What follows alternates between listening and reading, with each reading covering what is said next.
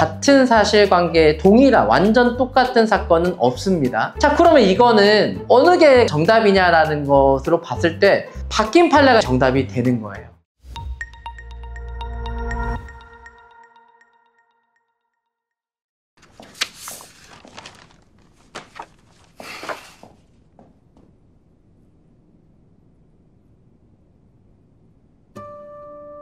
요 근래 대법원에서 어떤 판결이 나와가지고 이제 저 같은 사람들 못 쫓아낸다는 것 같아서 그 내용을 좀 제출했습니다. 관련 판례가 나왔네요.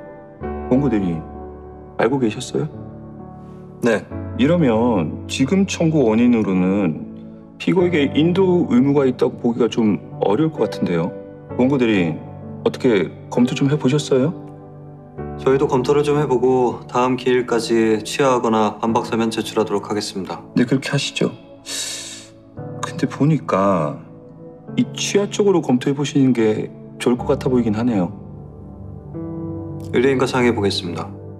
변호사들이 변론을 할 때 법리적으로 접근을 하는 경우에도 법리 자체가 여러 가지 해석들이 있습니다. 그래서 교수님들이 해석해 놓은 것도 있고, 가장 많은 해석이라고 하면 판례겠죠. 비슷한 사건, 동일한 사건은 없습니다. 왜냐면 사실관계가 일부는 다 다르기 때문에. 그래도 전체적으로 봤을 때 동일하다라고 느껴지는, 그렇게 보이는 판례들이 대법원 판례로 되어 있습니다. 그럼 그 판례들을 토대로 변론을 주장을 하게 되면 기존에 인정됐던 판례이기 때문에 판사님들 입장에서도 그 판례를 인용해서 또는 그 판례에 따라서 결론을 내리는 경우가 대부분입니다. 다만 아까 제가 얘기했지만 같은 사실관계에 동일한 완전 똑같은 사건은 없습니다.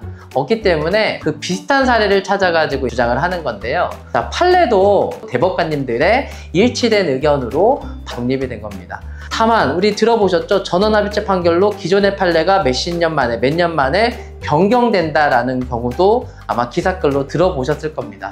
흔치는 않지만 기존의 판사님들이, 대법관님들이 바뀌어도 기존 판례가 그대로 유지되는 거는 그대로 뜻을 따른 게 아니라 기존에 나왔던 판례의 내용과 판단을 했을 때 현재의 시점에서 동일하기 때문에 그걸 유지하는 거지만, 시대가 변하고 사실관계가 좀 달라지고 대법관님들의 성향도 바뀌고 뭐 이러다 보면 간혹가다 대법원 판례가 바뀌는 경우들이 있어요.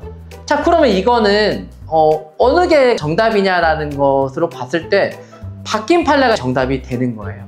흔치는 않다라고 말씀을 드렸습니다. 변호사들도 기존의 판례를 따라서 판단을 해가지고 변론에 주장을 하지만 이 사안이 이 지금 현대 시대에서는 또 이 사실관계에서는 이 의뢰인에게는 해석이 달라야 되는 상황으로 보이는 경우가 있는 거예요.